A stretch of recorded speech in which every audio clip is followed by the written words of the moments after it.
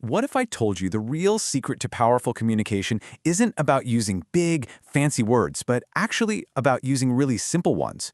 Today, we're going to dive into the incredible strength you can find just by keeping language clear and direct.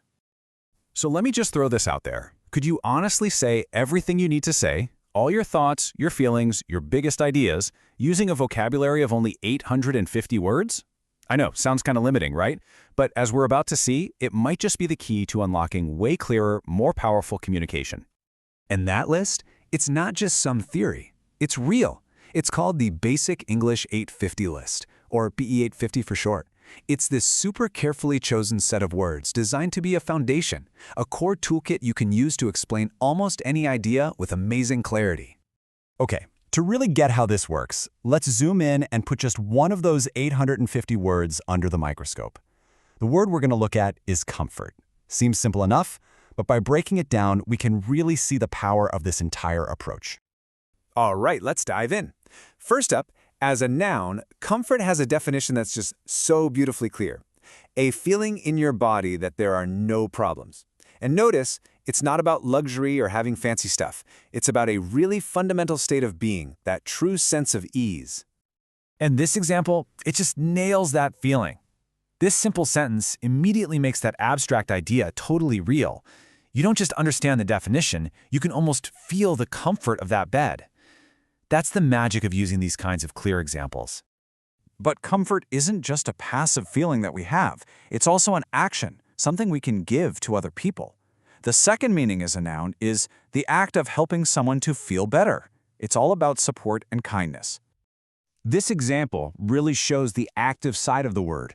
Comfort here is something tangible, something you can offer. It's a gesture, an act of empathy. And notice how the simple way the sentence is built makes the meaning completely, 100% clear.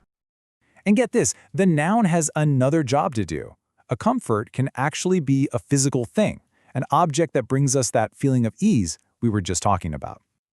This sentence is perfect for showing the difference between the feeling of comfort and the things that give it to us. A warm blanket, your favorite chair, a hot cup of coffee. Those are the comforts of home. It's a small but really important difference, and a simple example makes it obvious. Now this is really cool. One of the fastest ways to really understand a word is to look at its direct opposite. Comfort versus discomfort. The meaning just clicks into place. Sometimes, the best way to grasp a concept is to know exactly what it isn't. All right, so that's the noun.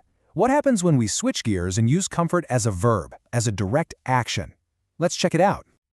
As a verb, to comfort someone is the actual act of giving them that feeling of ease. The definition is super simple. To help a person or animal feel better. It's the doing word that puts that noun into motion. And this example is great because it shows us how it's done. How did Jane comfort Flora? Well, by sharing, by connecting with her, by showing empathy. See, the example doesn't just define the word, it tells a little story about how the action actually happens. And from this one core word, you suddenly get this whole little family of useful words. Comfortable, which is the state of being in comfort. Uncomfortable, its opposite. And comforting, which describes something that gives you comfort. Once you get the root, you get the whole family. I mean, how efficient is that? So, okay, we've just taken a deep dive into one single word from that list of 850. But so what? Why does this all matter? Why is this process of focusing on simple words so darn important? It matters because it gives us a clear and powerful recipe for understanding. The simple English approach, like we just saw, has 3 key steps. 1. Start with a core vocabulary, like that BE850 list. 2. Write definitions that are direct and easy to get. And 3. Use practical, real-world examples that make the meaning stick. So who does this help?